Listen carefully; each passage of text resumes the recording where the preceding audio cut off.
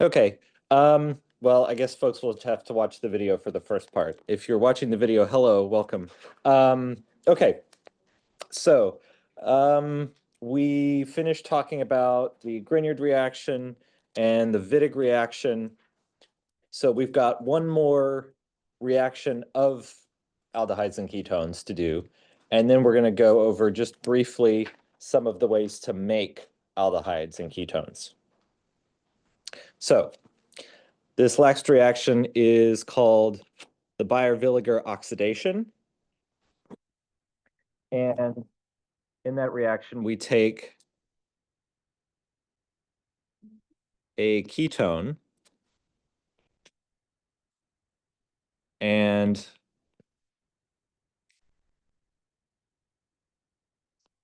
not an aldehyde. This doesn't work for aldehydes. Take a ketone and we treat it with RCO3H, which is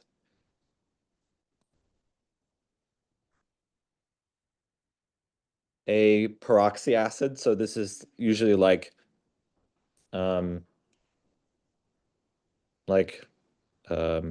peroxybenzoic acid or something, anything really. But the important bit here is that it's RCO3H, and you may know that a carboxylic acid is RCO2H. So this peroxy acid has an extra oxygen in it, and that's going to be incorporated into our product. Hello, physics people. So he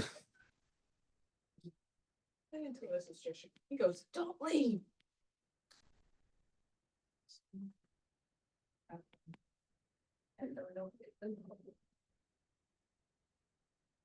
okay, so we take a ketone, react it with a peroxy acid of some kind. We're not going to do like specific ones.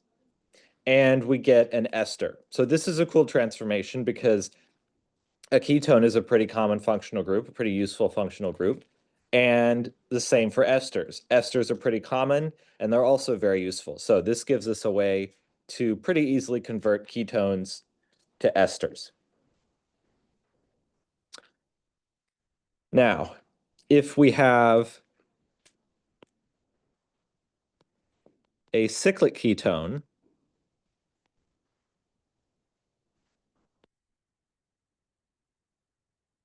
we can convert that to a cyclic ester. And cyclic esters are called lactones. And these are pretty important biomolecules among a lot of other things. So what does that look like? Well, if we have cyclopentanone, and I'm going to put a 5 in the middle, that indicates just for bookkeeping purposes that it's a 5-membered ring. With 5, it's obvious, but if you have like a 12-membered ring and you're trying to draw all the individual, it just doesn't work. Anyway, so 5-membered ring, it's a ketone. We add a peroxy acid, and we're going to get an ester where we've added an oxygen atom next to the carbonyl. So that means, well, there's sort of the beginning of our ester, and the ring has 5 carbon atoms in it, plus the oxygen. So now it's a 6-membered ring. So it's going to look like that with 6.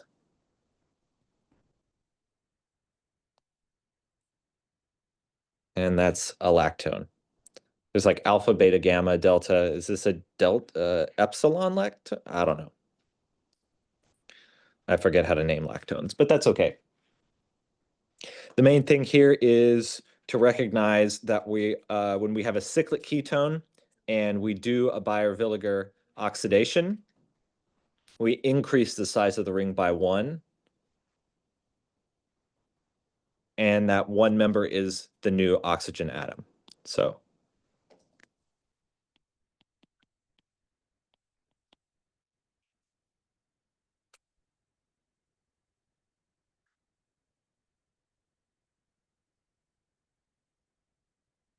okay, in this example, the ketone is symmetrical, right? Both sides of the ketone are the same. And in the example up there, where it's just R groups, again, we've assumed that the R groups are the same thing, but they don't necessarily have to be. Okay, so if they're different, how do we figure out which side of the ketone we put the oxygen to make the ester? And it turns out that you can predict that. So for asymmetrical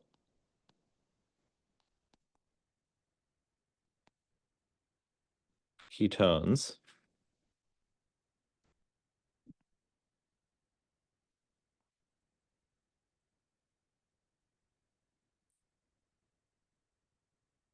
the oxidation is regioselective. So we can predict which side of the ketone is going to get that oxygen.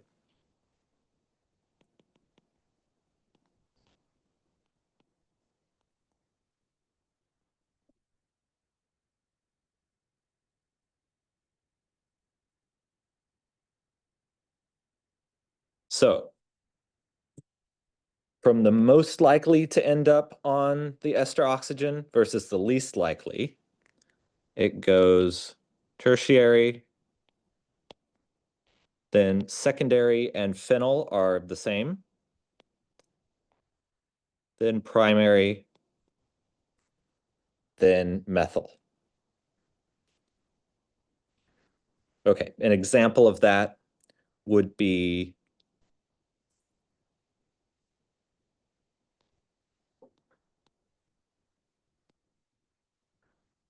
this ketone. If we treat this with peroxy acid, well, okay, where does the oxygen go? Does it go on the left or the right of the ketone? So this side here, what is that? Tertiary, secondary, phenyl, primary, or methyl? Yeah, that's methyl.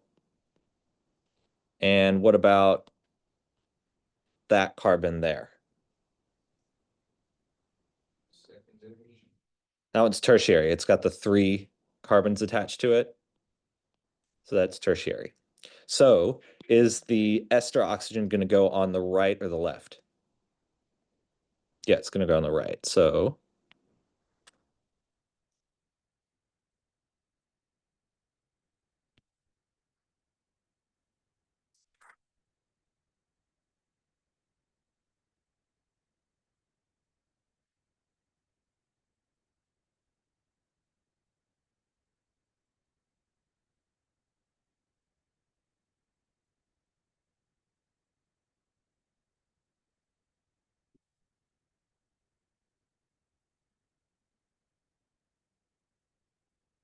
that shows up a little better. So we're going to get the oxygen atom basically closer to the bigger group, essentially.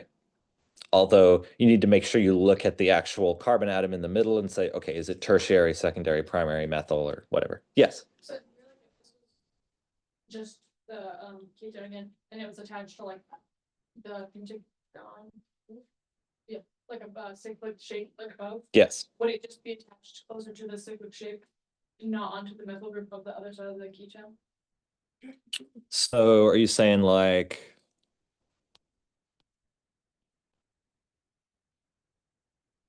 that? Yeah, so like if like the instead of being embedded, Yes. like it was the methyl group. And it like had like a little partner. Can you draw me an example?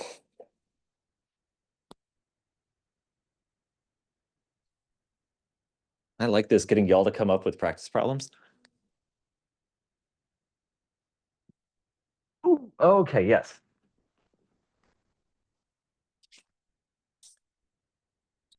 All right, so what if we have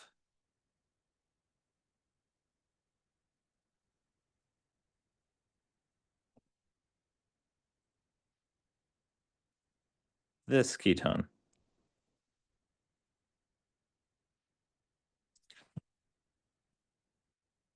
This carbon is, well, that's a methyl group. What about that carbon? Tertiary, secondary, terminal.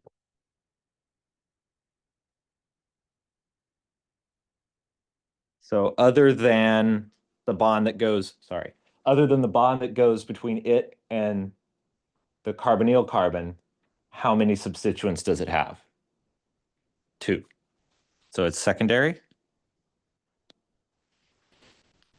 So secondary beats methyl, and that means the oxygen goes here, and then, oh, that is a good question. Oh no, just kidding.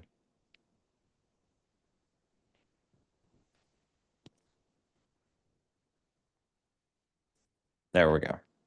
So if this is the red carbon and this is green carbon is now here, and the red carbon is there.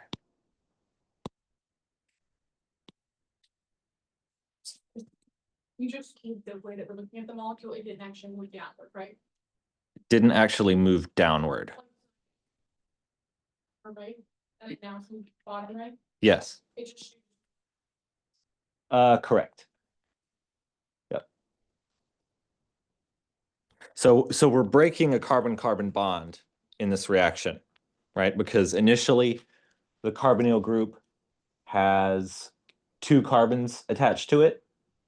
And then after we do the Baeyer-Villiger oxidation, it's got 1 carbon atom attached to it and 1 oxygen.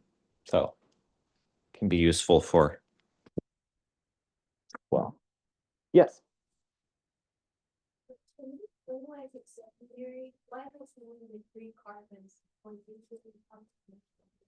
So we're talking about all of the substituents except the carbonyl group. So, yeah. So for the first example, the one on the left, well, that's a methyl group. We got that. But for the one on the right, if you counted the carbonyl carbon, you would say it's quaternary because it's got 4 things, but it's not. We're going to consider it tertiary. But really all you need to remember is that the more substituents it has, the more likely it is to end up on the ester oxygen. And if they're equal, I wouldn't do that to you. All right.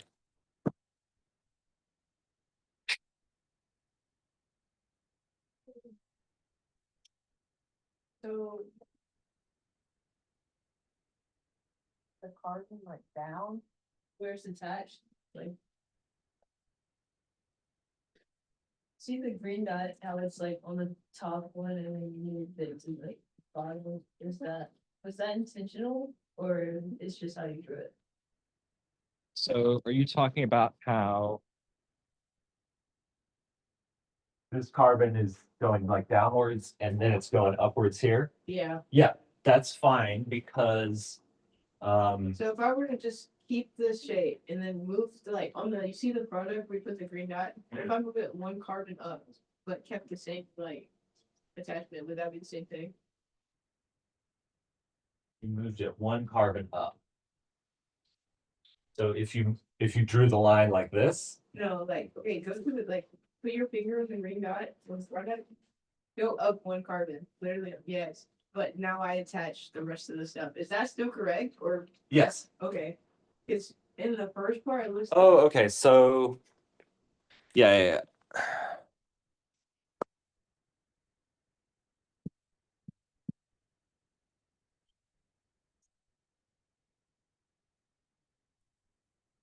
Like that? Yeah. Yep. That's okay. The only reason that I didn't do that was because oxygen is bent and you should keep a zigzag, but that's fine. Yeah, that's okay.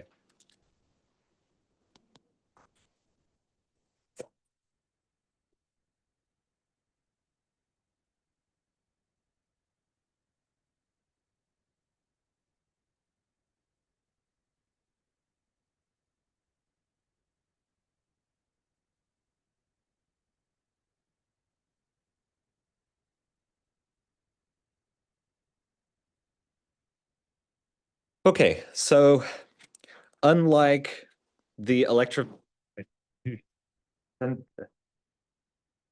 you'd think being a synthetic chemist, I could say synthesis, but apparently not. Okay.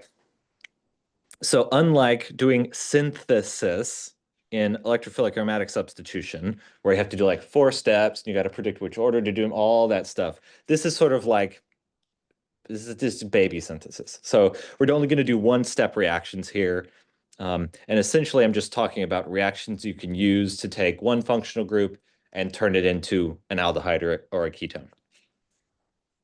Okay, so the first method is sort of the classic easiest method, and that is the oxidation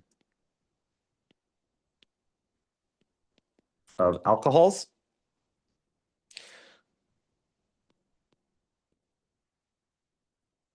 So if we have an alcohol, okay, this is good. We already have a carbon-oxygen bond. And unsurprisingly, that bond is going to be what ends up becoming the ketone or the aldehyde. So there's several different reagents we can use to do this transformation, but we can go from a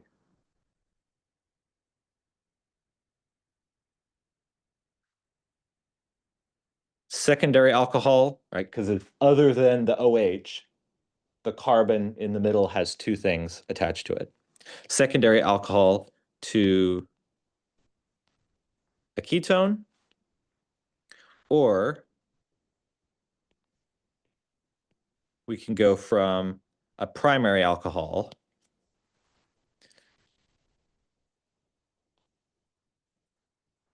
to an aldehyde.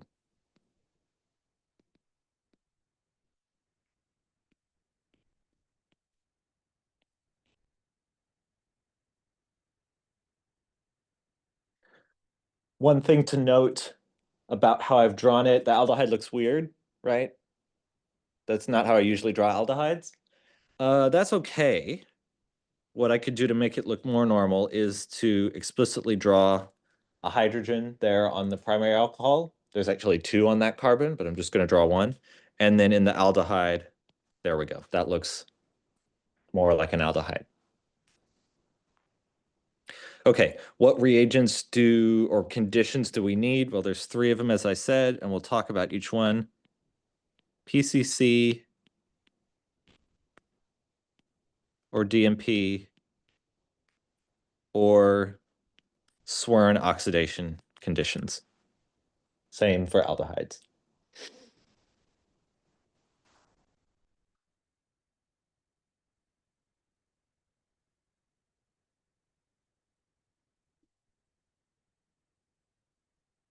Okay, PCC is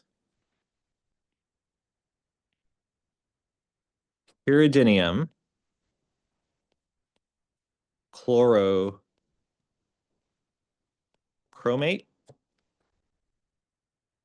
So this is a type of salt, and it's got, well, it sort of sounds like it has pyridine in it, and it sure does. There's the pyridinium ion. Oop, go away. Pyridinium ion, and then the chlorochromate ion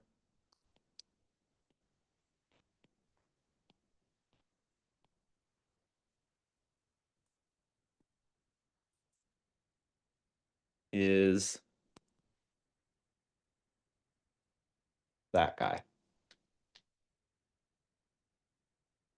So That is a type of oxidizing agent. We're doing oxidation reactions. Okay, PCC. So next is DMP. And that is the Des-Martin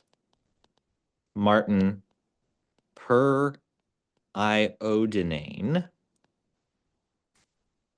which I have spelled correctly, per iodinane. Yes. And this one looks kind of bizarre.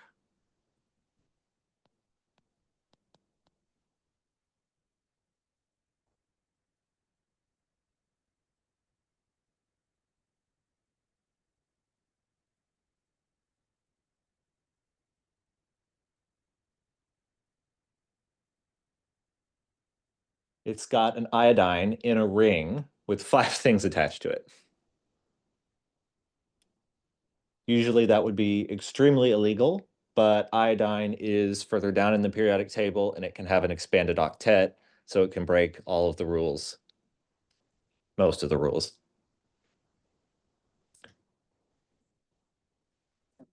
Okay, that's DMP.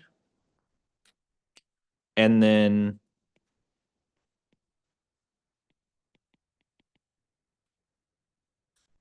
the Swerin oxidation requires a combination of different reagents.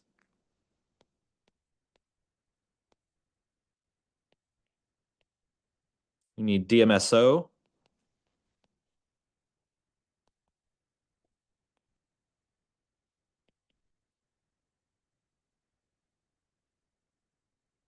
Oxalyl chloride.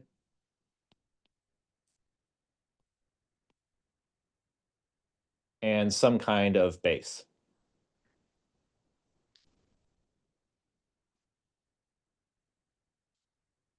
Each of these has pretty significant drawback.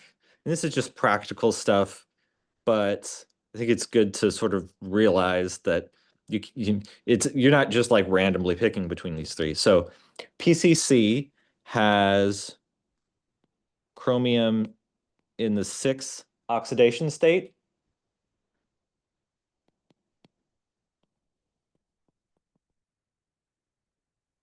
And that is a pretty strong carcinogen. It's really pretty. It's like bright orange, but it gives you cancer. DMP is expensive.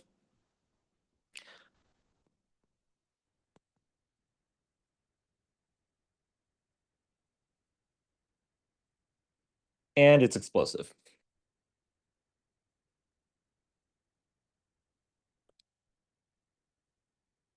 And then finally, the Swerin oxidation does not escape problems.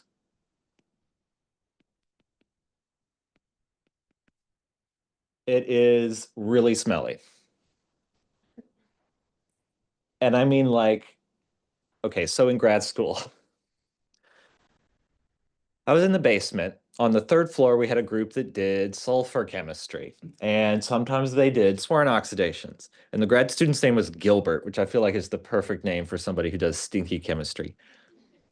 And like when you would go outside and students were walking to class, they would be like, what the hell is that stank coming from the chemistry building? And I'm like, it's Gilbert. He's doing a Swerin oxidation.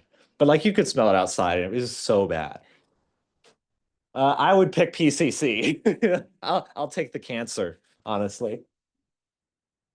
So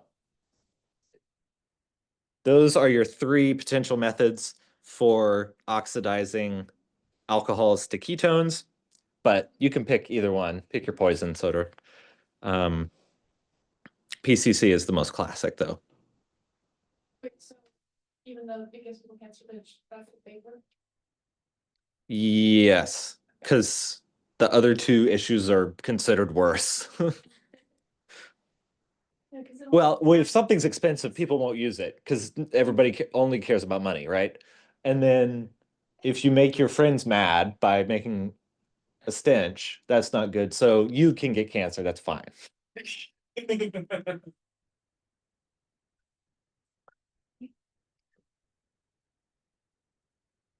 It's also the cheapest, the easiest to make, and if you're careful with it, the cancer risk is fairly low unless you're doing it all the time. So it is actually the best one.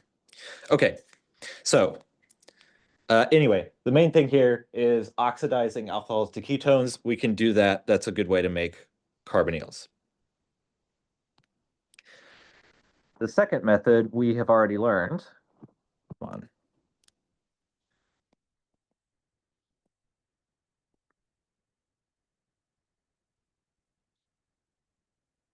And that's the Friedel-Crafts. Specifically the acylation. The alkylation, they didn't give you a ketone, so who cares in this particular case. But the Friedel-Crafts acylation does give you a ketone, right? Because we attach that carbonyl group onto the benzene ring. So if you forgot,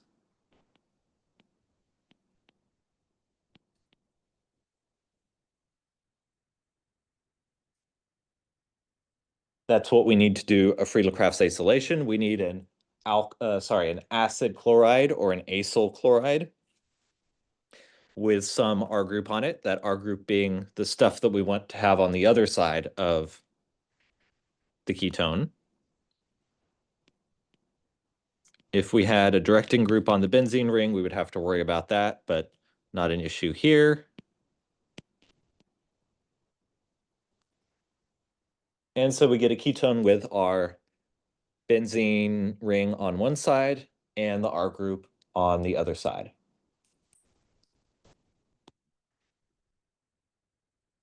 The drawback of this is that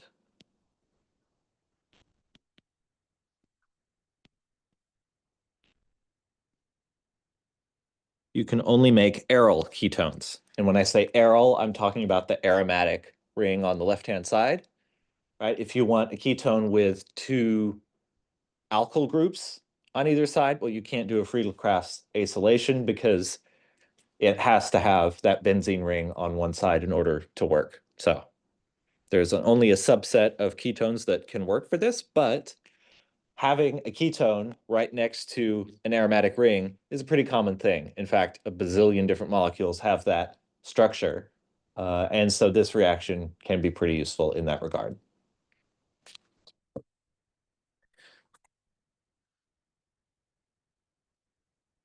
Third of four is, interestingly, a Grignard reaction, which should sound strange.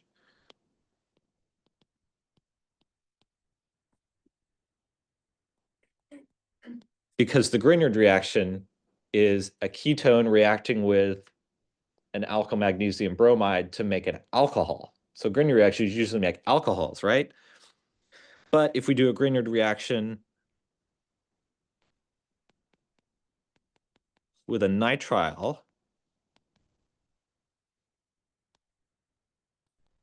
as the electrophile, in other words, we, instead of using a ketone in the Grignard reaction, we use a nitrile, you could actually make a ketone. Okay, so what does that look like? Well, RCN, that's our nitrile. And the reagents we add to it are just sort of standard Grignard reagent sort of stuff. So in this case, I'm going to use phenyl magnesium bromide. And then your just aqueous workup. And what this makes is on one side, we have the R group that comes from the nitrile. We're going to make a ketone. And on the other side of the ketone is the thing that was part of the Grignard reagent. In this case, that's pH. And if you forgot pH, is phenyl, and that just means a benzene ring attached at just one spot like that.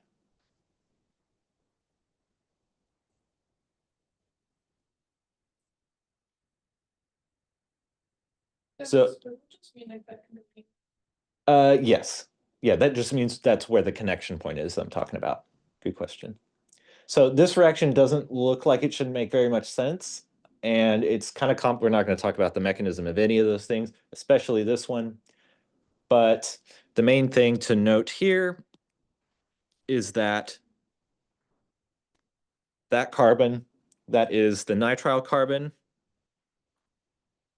ends up being the carbonyl carbon.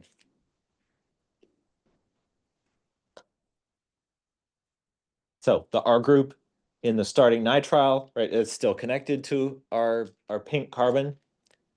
And the bond we make to the part of the molecule that was attached to the Grignard reagent, in this case, it's the phenyl group, that is what goes on the other side of the ketone. Yes. Up there, so this will look like an X. And then it's over there. Ah, so good point. So this, it's a little squiggle. And that essentially means that when we write, if we write R, or, sorry, let's see.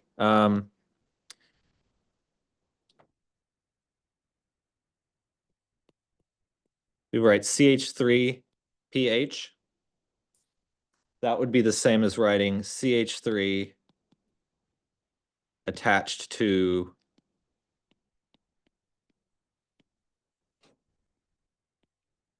a benzene ring. So the squiggly line just means that's where something else gets attached.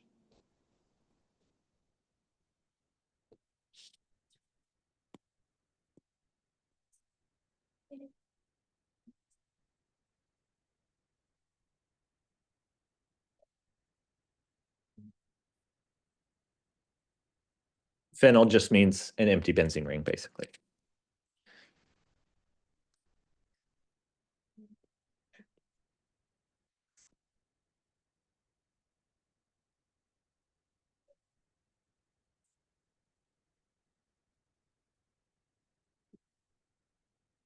Yep. Okay. Fourth and final method is alkene ozonolysis. Yesterday I heard conflicting reports as to whether we had talked about this you guys did it in OChem 1, but regardless, we'll just do sort of the view from 5,000 feet of ozonolysis. As the name suggests, it requires ozone. It's kind of an interesting reagent in organic chemistry. So let's take an alkene.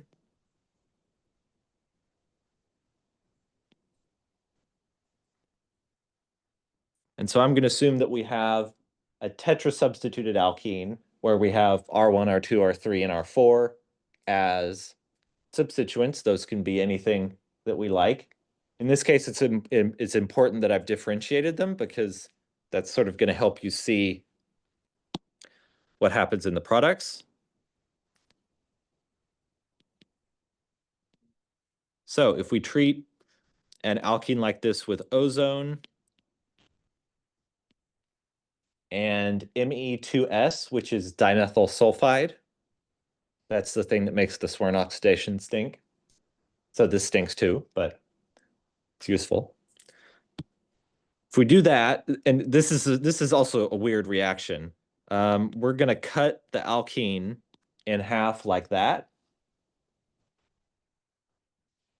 And the two products of that are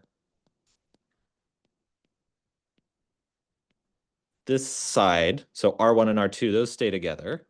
And instead of having a carbon-carbon double bond there, we get a ketone or an aldehyde.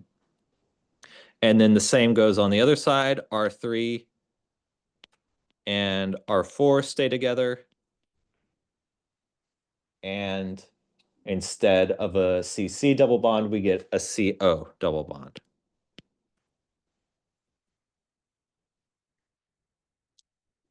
So you're just taking the alkene, cutting it with scissors, and popping an oxygen where that CC bond used to be. If you like, you can make these look more like normal ketones by just drawing them Right side up like this.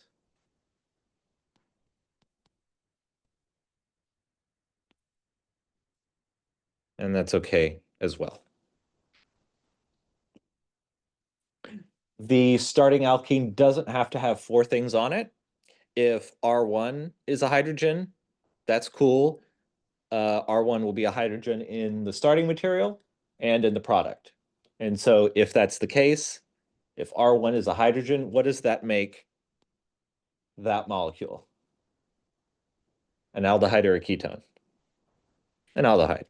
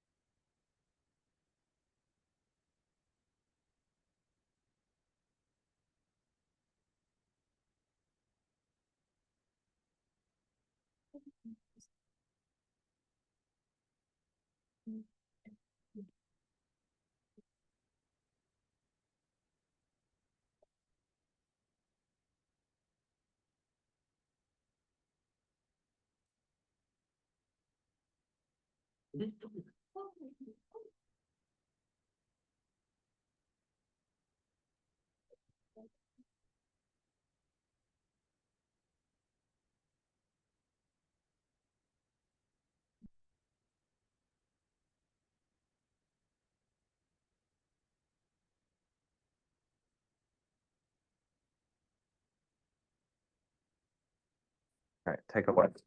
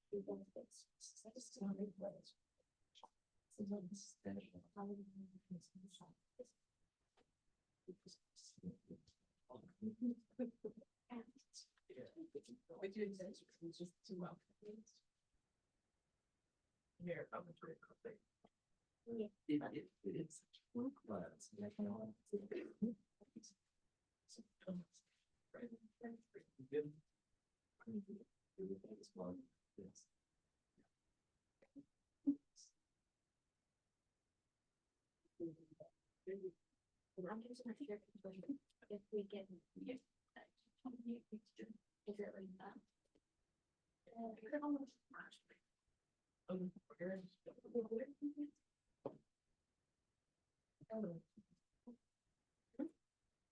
Okay, so when we create are we just doing bugs? So Exactly. But then, you're gonna have one molecule, two carbon atoms. Yeah. What I would do is.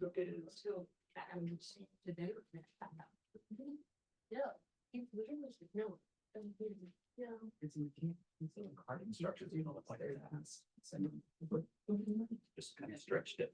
The rest of it easier to draw. okay. You see where I'm going? Yeah. Yes, I can just.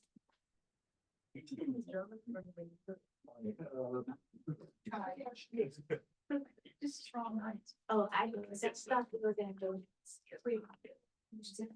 Yeah.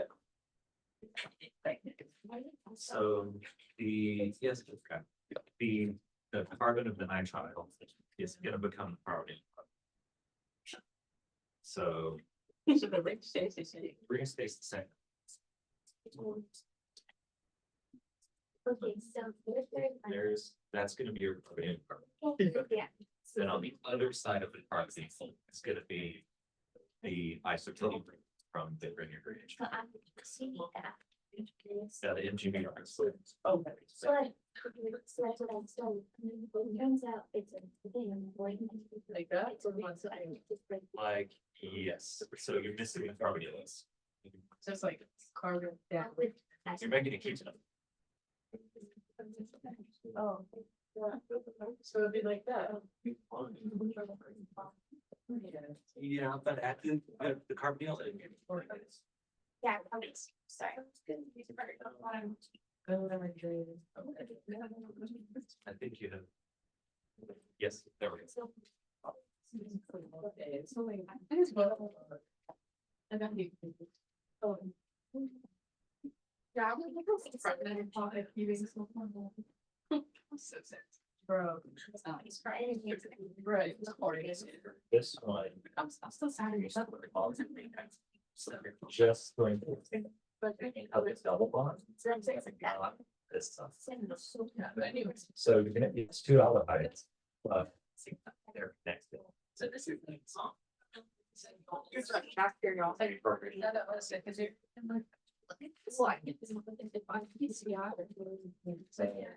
Yeah. The carbon. Because you keep the ring, it'll just make it a. One more time. Yeah. Rain does. So what I usually do is take the marketing direction. Translate.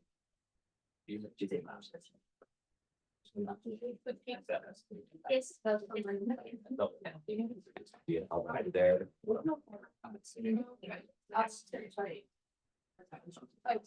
Yeah, that's so good.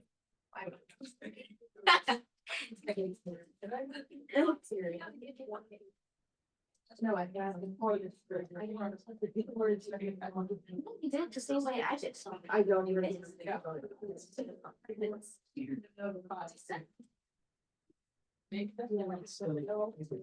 was something I criticized. I feel it. So I would. Start.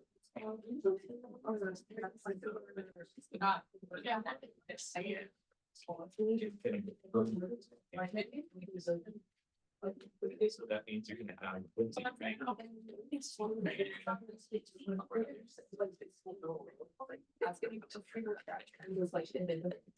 I'm like. Yes, yes, yes, yes. Oh, yeah, good. I'm sorry. Like, like, no, we're just like, Well, it's gonna be this. That- That makes sense. Done at. Yeah, I'm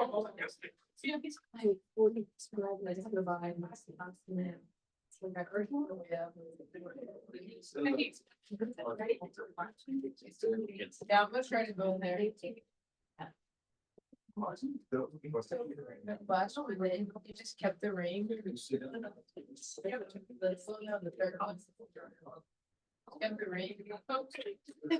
I don't know when after that. I was gonna like, I really wanted to, I did it.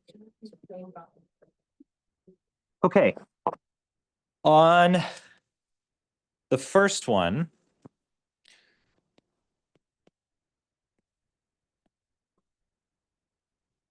the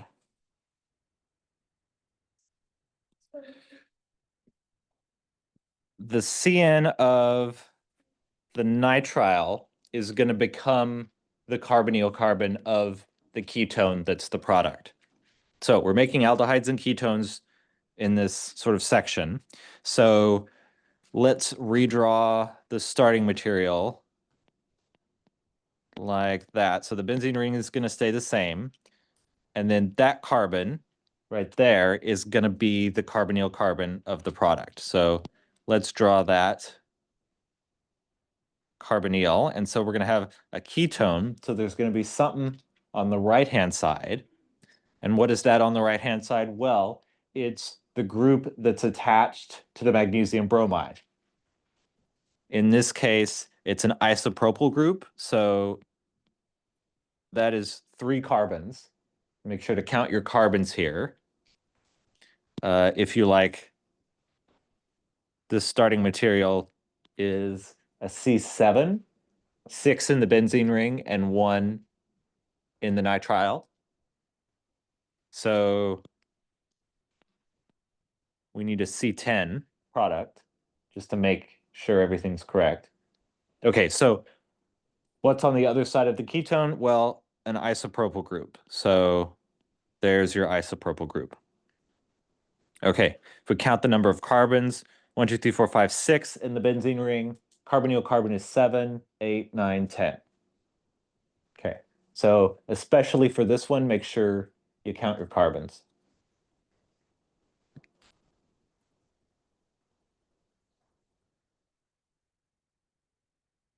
Okay, the next one, PCC, is an oxidizing agent.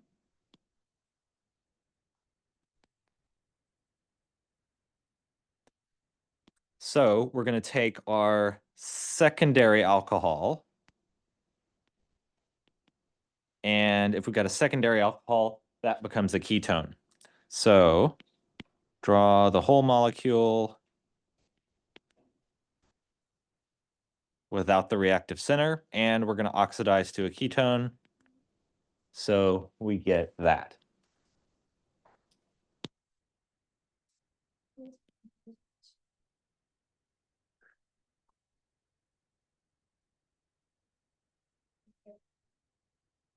Okay. For the ozonolysis, this one's kind of tricky, but fun tricky. So in an ozonolysis, all we do is cut the double bond down the middle and replace both bits that used to be the double bond with double bond oxygen. Okay, so what does that mean here? We're going to cut the double bond like that.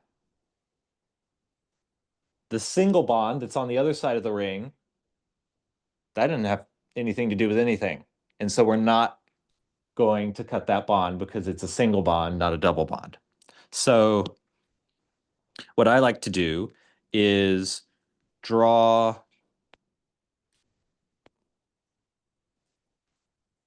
this where it's sort of stretched out a little bit. It's going to help draw the product a little bit better.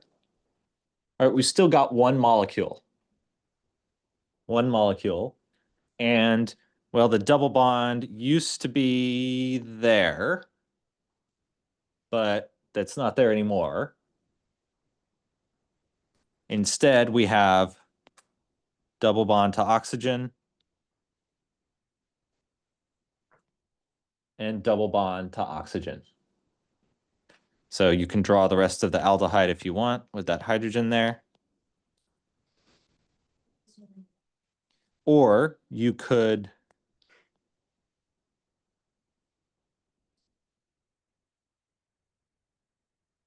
unfold it.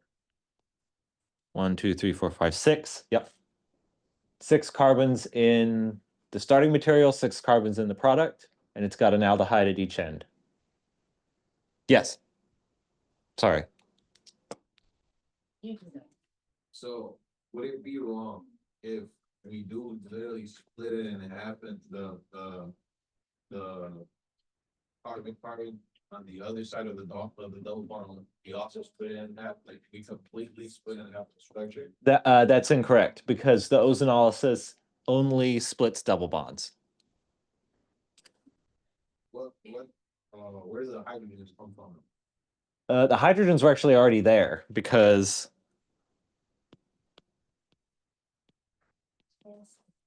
those are the hydrogens. Yeah. Yeah. So that's why we can't split it for, because it always has to split a double bond. Right. Yep. Okay. If you had, okay, let's do the example where that does happen. If you had that molecule, it got 2 double bonds. Okay, now if you treat it with ozone, if you use excess, we'll assume you're using excess, then you're going to split each of the double bonds like so. And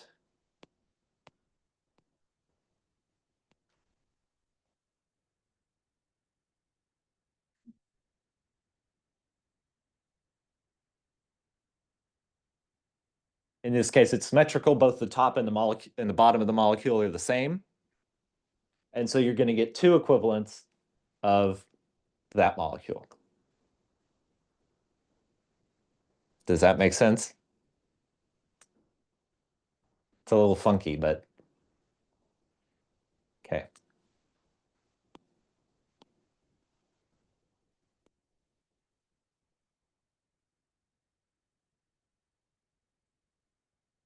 Okay, for number 4, what kind of reaction is this?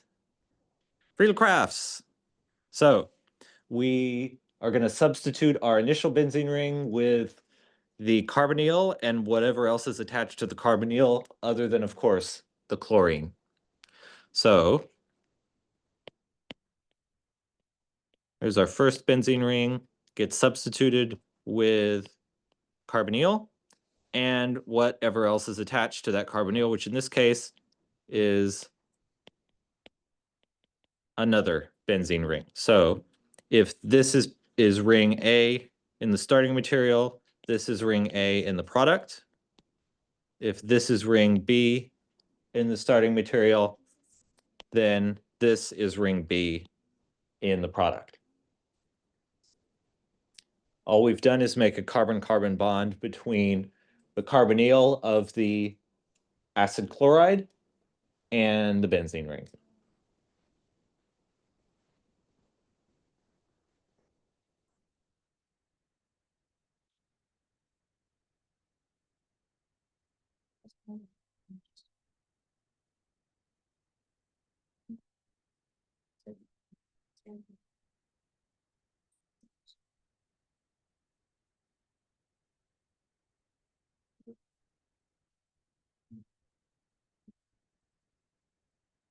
Okay, finally, what kind of reaction is this? Yep, Swern. Ew. Okay, so I've sort of tried to trick you here in that we have a diene going on. And if we were doing like Diels-Alder chemistry or addition of HBr to a conjugated diene or stuff from the last exam, then the ring part would react probably. But here we have conditions to oxidize an alcohol to a carbonyl of some kind. So we're going to leave the ring the same.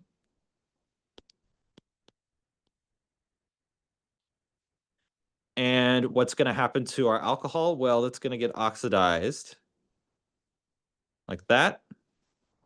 And if we want to explicitly draw a hydrogen there in the starting material, that's going to be there in the product. And that helps us identify the product as what? An aldehyde. Yep. So this is a primary alcohol going to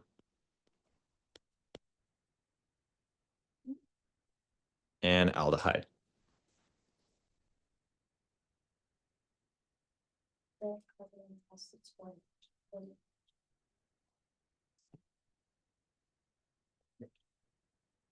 Questions on any of those? Okay, this bit's not on the homework, but I will give you some practice problems when I finish doing the optional part of the homework bit.